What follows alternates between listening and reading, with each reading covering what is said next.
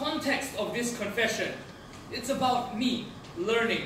There was a book in my possession and it needed returning.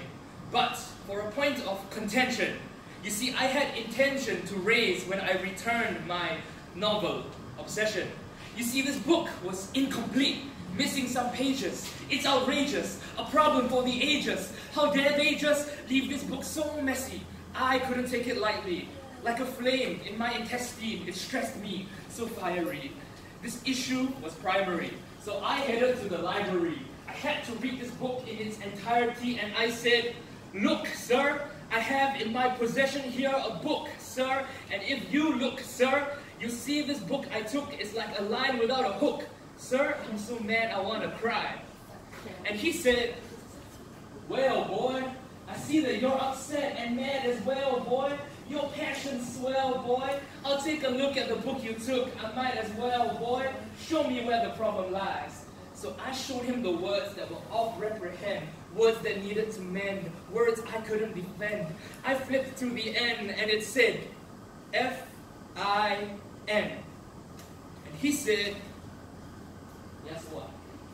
So I said, "Finn. Who on earth is Finn?" And he said, "Hey, I get it. You think Finn is a bad omen or a picture of something that shouldn't be there. It's just nomenclature. Finn is French for end. It means the story is over." I said, "Sir, that's the problem. It means the story is over." You see, what happens to this universe when I close the cover? Do I ever find out if the princess makes up with her mother? This universe enthralled me. I want it to last, not just 57 pages to help the time pass. And what about me, sir? When I'm lying in the ground, will they write Finn on my tombstone as they lower me down? If a coffin falls in a hole and there's no one around, does the sum of all its days equate to not even a sound? I said, "I need something more. My heart is just bleeding." He said, "Well, I know what you look for. You won't find it by reading." He said, "Your heart's weighed down with words. You gotta make it lighter. Why don't you try being a writer?" So I said, "What?" And he said, "Well, it's kind of all in the name. You see, a fighter has to fight, and a flyer has to take flight. All you gotta do is write. So take a paper, take a pencil. We're closing now. Good night."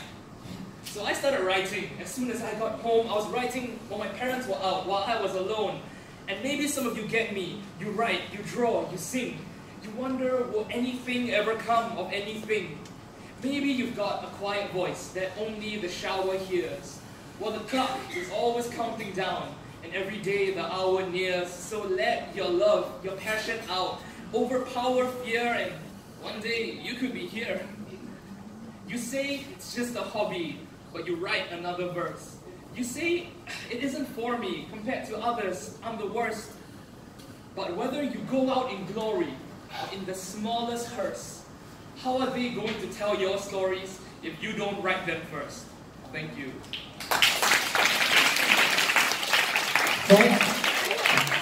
Thank you, Tessie.